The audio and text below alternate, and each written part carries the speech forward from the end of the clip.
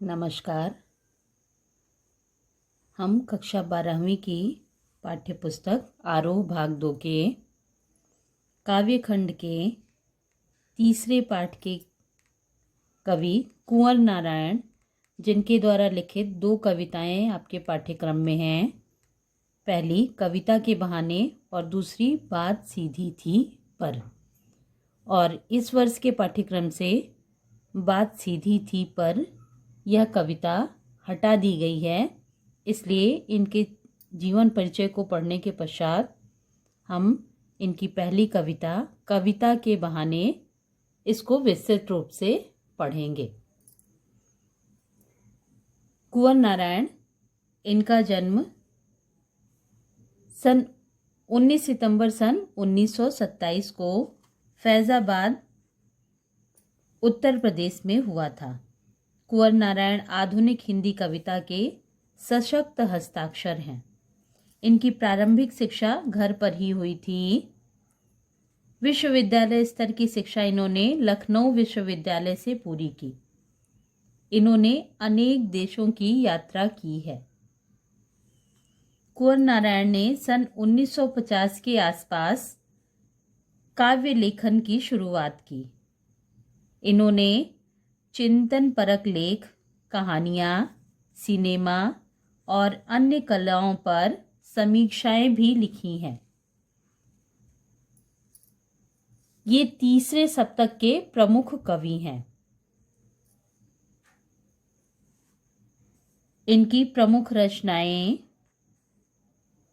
काव्य संग्रह में चक्रव्यूह, जो सन 1956 में प्रकाशित हुई थी, परिवेश, हम तुम, अपने सामने कोई दूसरा नहीं, इन दिनों, और इनके द्वारा लिखित प्रबंध काव्य आत्मजयी।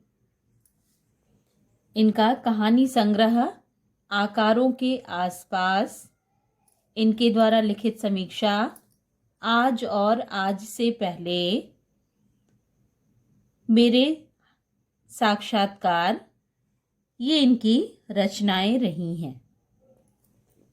और इनके साहित्य जगत में योगदान के लिए इन्हें विभिन्न पुरस्कारों से सम्मानित किया गया, जिनमें कबीर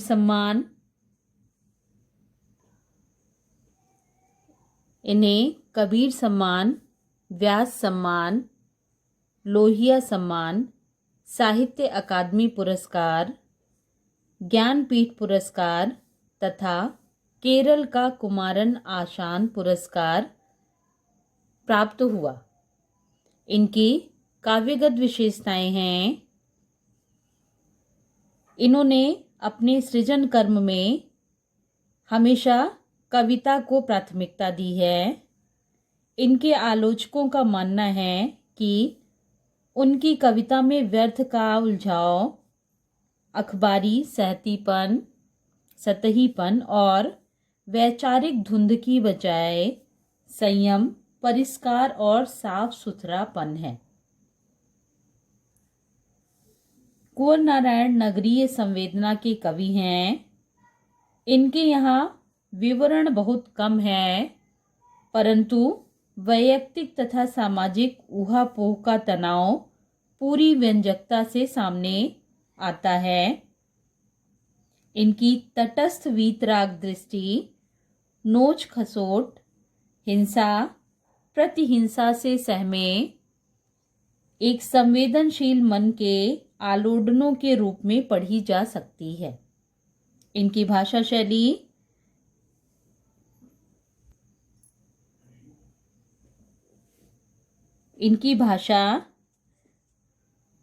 विषय की विविधता इनकी कविताओं में विशेष रूप से पाई जाती है। इनमें यथार्थ का खुरदरापन मिलता है, लेकिन उसका सहज सौंदर्य भी प्रत्यक्ष रूप से दिखाई देता है।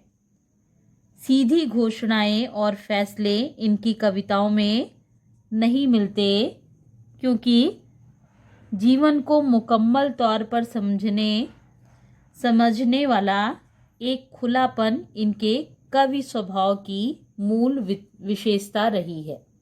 इसलिए इनमें यथार्थ का सौंदर्य, उसका खुरदुरापन बहुत ही सहज रूप में इनकी कविताओं में हमें देखने को मिलता है। और ये अपनी साहित्यिक यात्रा को करते हुए इनकी मृत्यु सन 15 नवंबर सन 1917 को हो गई।